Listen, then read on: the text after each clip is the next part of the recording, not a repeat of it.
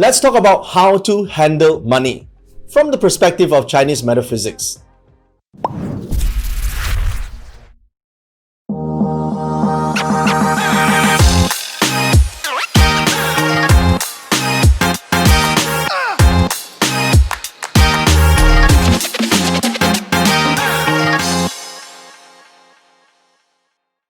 Now, this is a rather important subject. Well, depending on whether you want to start your own business or whether or not you're just curious. A lot of people, when it comes to astrology, they will ask this question: Will I be rich? Will I be able to get my dream life? How's my money luck? It's been a common question, I'm sure, but all of this revolves around the concept of wealth. So how do we actually handle wealth stars or so-called money stars or money luck? First of all, I don't know what level of astrology understanding that you have, in particular Chinese astrology, 八字.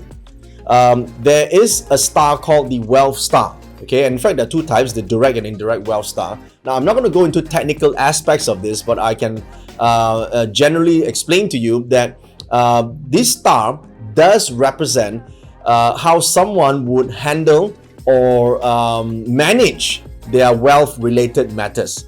Now, this particular star or stars in a Bazi chart can be first in your natal chart. I mean, your astrology chart can be present, absent, can be clash, combine, harm, or in emptiness and so forth. So there are various types of relationship that I will not dwell in, but I'm going to explain the concept and idea. If we have such a configuration in the chart, what should we be doing? Well, generally there are 7 recommendations that we normally would give in a basic reading for a client when it comes to the handling of money. Okay, now depending of course the configuration, but generally because I don't want to get too detailed into the technical aspects of Chinese astrology, but these are 7 things that you can also do in your life, even if you don't know astrology, but it does help in the way that you can manage your wealth matters better. And you see, the thing is this: if you manage wealth better, generally you will be able to accumulate more and grow your wealth better.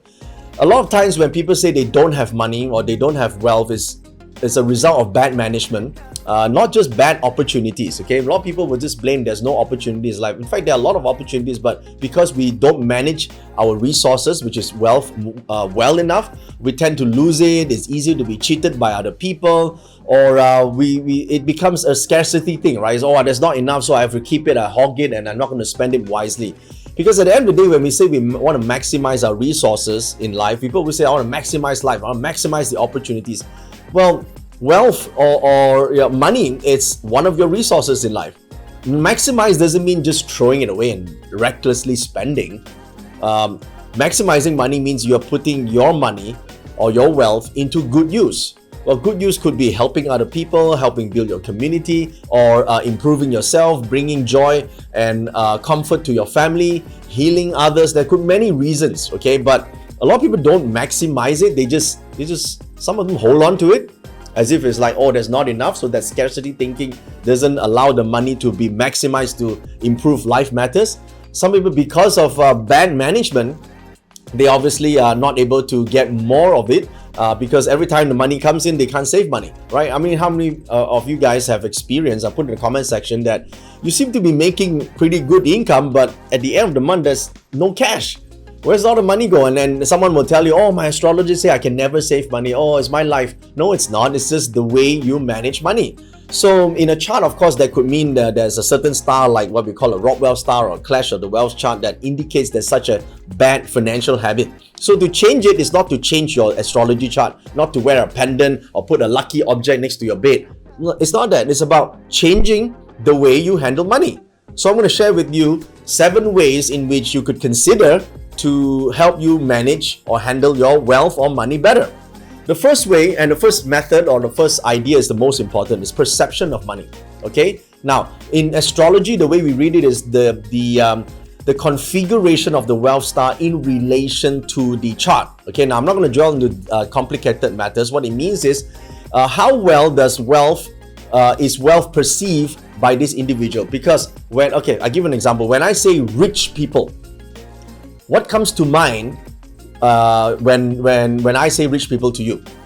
Okay, comment below. See, some people, when the moment they see rich people, they normally think, snobbish. Okay, yeah, these people are evil people. Right? These people will take advantage of me. These are people who don't care about other people. They are unkind, or some will say, rich people don't have time for their family, or rich people will just be, they want everything from you and they give you nothing in return. So listen, when you have that sort of perception, and usually we could see that from an astrology chart perspective, but let's say you do have that reality in your life. It's like when you mention rich people, you have that sort of hidden resentment with people who have money because you've seen one or two that misbehave themselves, and then you think that all of them are like that. Now, when you have that sort of perception, your inner self, your inner divine being, your pure self, your true self, your higher intelligence will never allow you to become someone you actually despise or resent.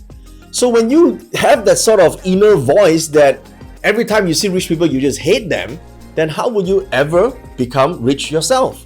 So this is the first way. The identity with wealth is very important, okay? So of course we see that from a chart, but let's say you don't know how to read your chart, then you can actually, ask yourself this: the next time we met, people mention to you someone who is rich, do you have that, he's just lucky, and that person is just, is a snobbish ass, So what would you see? Okay, you got to redefine your definition of wealth. Not all rich people are bad. In fact, a lot of them do good. In fact, a lot of them, put food on the table, take care of their families, are able to contribute to society because they did well for themselves, and that's why they can do well for other people. If you change that perception, you manage that perception that goes inside your mind, then money comes, or wealth comes easier to you. You no longer have that invisible force that blocks it away. Some artists is like, they're really good at their art. They're so good at their art, right? They want to change the world, but somehow they don't have money, right? If you're good at your art, how come you don't have money? Well, the thing is this: because you resent it, right? You keep programming yourself that having wealth is not what a true artist should be, right? Because I'm living for the art, I'm not living for the profits, right? It's not about that. It's a perception, right? Who says that your art cannot, generate wealth so that it can help more people, so it can spread to the world? So once the perception changes, so will your receptiveness change towards the receiving of wealth. So this is the first step, okay? The second thing you want to consider is how hard you work on yourself, not how hard you work for the money or for the career, for the job. Because the thing is this, right? Many people work hard to earn a living, but that's the wrong approach. I'm not saying that it is wrong to work hard, but I'm saying work hard on yourself to become better. Now, this is very important, right? If you look at a lot of greats in this world who are successful as a result of their art and as a result of what they contribute, they work hard on themselves. Okay, they hone their skill set, they hone their abilities, they actually they clock in the time, right? They put in the hard work. So a lot of people work on the job and they say, I work really hard on the job. Well, you're working on the wrong thing, because you didn't become better, so the job became harder, right? If you want life to become easier, all you have to do is become better yourself. So the focus should be working harder on yourself instead of trying to work hard to earn a living. So if you think about, just track back, right? If you are currently not at the wealth level that you desire, then you ask yourself, you work hard on your job, why aren't you at the level that you want? It's because we've been working hard on the job instead of working harder on yourself to become better, to be more skillful, to be more knowledgeable. Okay, so that's the third thing. Well, number three, I think it's very important that the third thing is remove guilt. Not all people have this, but some people with a hidden punishment in their chart may have this. They find that making a lot of money, it's just not true to my core. I'm not all about money. I'm not all about this. I'm not all about making a profit. I'm an artist here, right? So there might be some guilt that maybe if I just concentrate all on making money, I have no time for my family. Who says that, right? It's because you have that guilt in there, that you associate that yourself, that if you are just above everybody else, you're no longer friendly with other people, or other people will find it you might lose your friends. So that could be one of the resentment, the silent guilt that you have with money, that relationship that you have, and that caused the problem. And when we look at an astrology chart, we sometimes can see that if the self element in a pillar, it's in a punishment, especially with the hour pillar, some people might have that. Now, if you don't know technical terms, doesn't matter. If you're experiencing this, then that means you probably have that configuration in the chart, or maybe just a period of your time that you felt guilty that you actually pursue money, or tell people that you're actually interested in making more. So this could be one of the things that you want to change. And of course, here's the fourth thing you need to know. Do you have dreams? You might have dreams, right? As a kid, right, we tell stories, when I grow up, I want to be something. This is what I want my life to be. These are places I want to visit. And this is the thing I want to make a difference in the community or for my family. I want to bring my whole family for a holiday. I don't know if you have that wish. I have that wish. I made that wish come true, by the way, is to bring my whole family to go on a trip, to go to Disneyland, right? To bring all the kids and my parents as well, the whole family, and not just my family, but the extended family as well. To do that, all dreams need money. Think about it. All your dreams to come true need some money, right? You need to fuel your dreams. If your dream is to impact the world and change the world, it doesn't come free. So if you come to terms with that, then you know that there must be a balance between chasing the dream, which is the art part, and then actually creating a profit. So you actually have to learn a little bit of business skills. This is important. So we see that sometimes in a astrology chart that someone is overly imaginative or too artistic. They sort of live in the fantasy world that it's just going to happen to me. It's going to all fall into place. No, it's not. It's because you don't have the practical side, which you got to fuel it with funds, right? So money is not a bad thing if you work towards making dreams come true, and your dream is noble, right? You want to help your family, you want to uplift them, or create memories for everybody, right? You want to create great memories in nice places. You want to enjoy a slightly more convenient life. Then you need some funds. So work for that purpose. Now that's a noble purpose in your pursuit for wealth. Okay, and the next one, step 5, is to have automatic investments. Now, I'm not going to use this video to go deep into what type of investments, although you probably could see your affinity, your attraction to different types of investments from your chart. But here's the thing, okay? A certain portion of your immediate income should be allocated for the purpose of reinvesting, for going back to working hard for you. So you can allocate 10% or 20% that is automatically deducted, because otherwise, you know how it feels like, right? If you have, how many of you have this issue? You can comment here below, that if you have $200 in your purse or in your wallet on that day, there's a tendency to be able to spend it all, right? Or I don't know, a day, on a couple of days time, because you have it. Suppose you didn't bring cash out that day, or you only have $10, you can only spend $10. So somehow this is the paradox of money. You might want to take note of this. The paradox of money is, the more money you have, or the more cash you have, the more opportunities you have to spend it.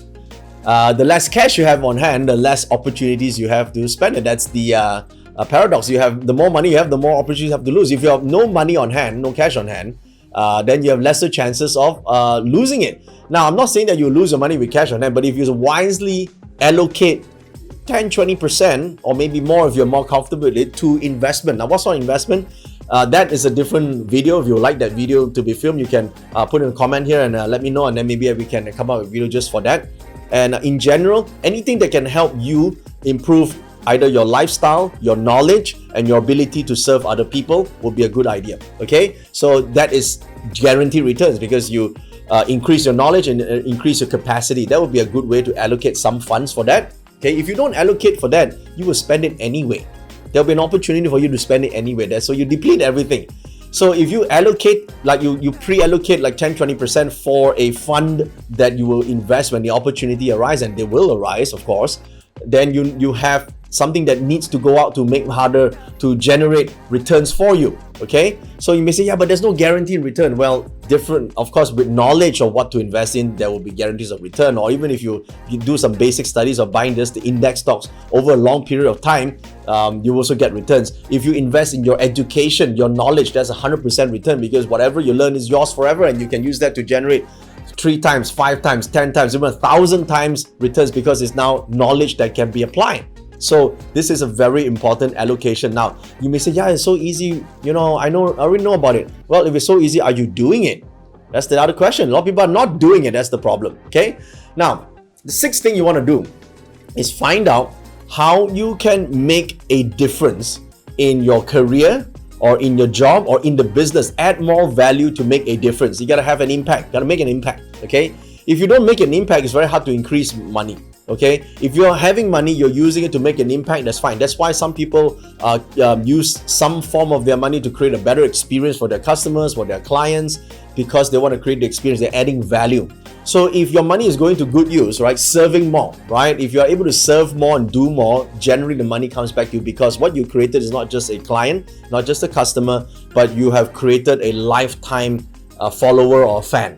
Okay, so it's about adding that value, right? If you could spend a little bit, not a lot, you don't have to spend a fortune on this. Well, do some videos, right? Record some your knowledge, share some of your experiences, do a blog, anything that can help your followers, your people, your customers, your clients. That itself adds value. A little bit of investment in that direction. This is about giving back out. A lot of people say, oh, giving out means I have to do enormous charity.